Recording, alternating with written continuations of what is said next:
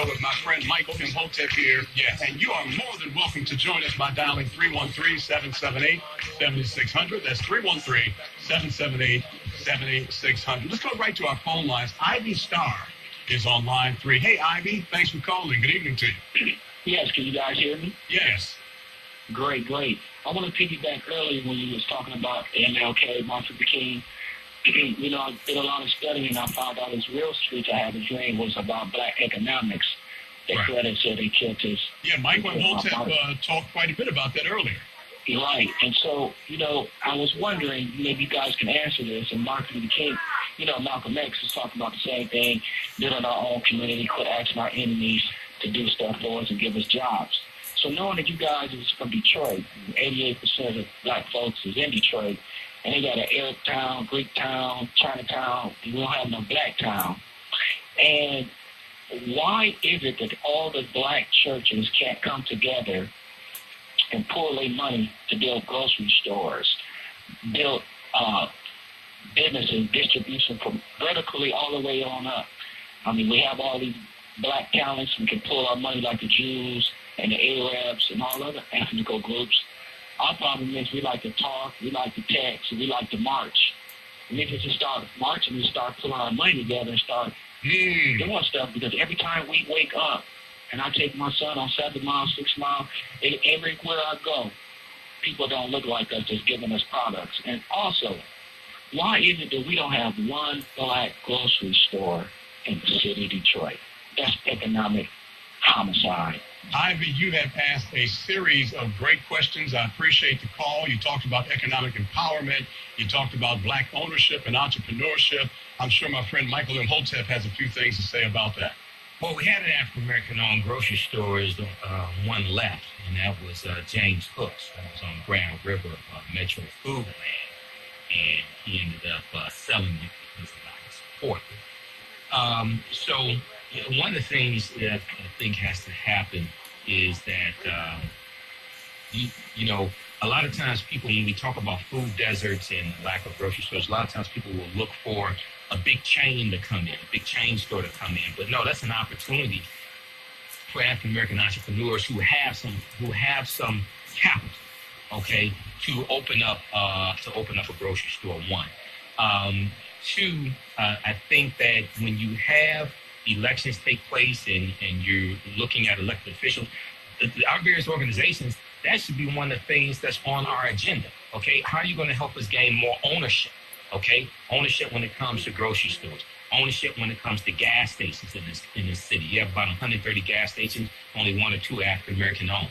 Okay, so those are things that really need to be on our agendas that are pushed. That deals also with zoning. That deals with making capital available as well.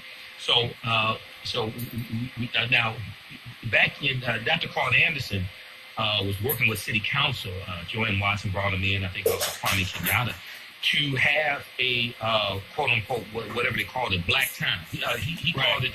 What, an African town? Well, African town was something different. That was a different initiative. Okay. That wasn't his. Okay. That wasn't his. That was Joanne Watson. My mistake. But Black Business District, that's what he called it. Black Business District, Mm-hmm. okay? And that was voted against by City Council. That was sabotage, okay? And Dr. Carl Anderson is one of my teachers. I've had him on the show, on my show, and we've talked about it. So what happens is a lot of people don't know that took place in the past, and this is something that we need to demand and organize to bring into fruition. But the other thing is that we can start with, a lot of the businesses that we have today, whether they're on Livernois, et cetera. We can start with the businesses that we have today and redirect some of our dollars to those businesses also. At least 10% of our dollars spent with African-American owned businesses as well. Interesting question. Great answer. Thank you very much. Let's get right back to our phone lines. And I believe we have Ronald on line 1. Hey, Ronald, thanks for calling. You're on with Michael Imhotep. Good afternoon. I was weighing on the conversation. The fact is, one thing I want to ask a question is the fact that when Trump got all the alienation against them, I still believe in every man is innocent until proven guilty. But the problem I have with his situation is, what is he afraid of? Why don't he just try to sue these women and take them to court, then the truth will really come out? The reason why he won't sue them is because then their attorney will put him under deposition. Yes. And Trump is forced to tell the truth, penalty of perjury. So when you study Tim O'Brien wrote the book Trump Nation. Tim O'Brien was sued by Trump. Tim O'Brien's attorney put Trump under deposition, 2007 deposition. They caught Trump in 30 lies, okay? Because he's forced to tell the truth. Washington Post did a fact checking on this, and Tim O'Brien wrote an article about this as well. This is how we found out in 2007. And Trump admitted that his father loaned him, it was more like $9 million as opposed to the $1 million he says when he's on the stage. Okay, right. So this is why Trump knows he'll be put under deposition and he'll be caught. He'll be forced to tell the truth. I was told that Donald Trump, if attorneys wanted to or chose to pursue it, could have been sued for lying in court and what do you call it when you lie in front of a court? That's called perjury. Perjury. That there are several perjury charges that could have been put forward against him, but nobody was willing to do it. Is that true? Oh, I'm not certain about that perjury as far as court cases. I'm not certain about that. I need to research that.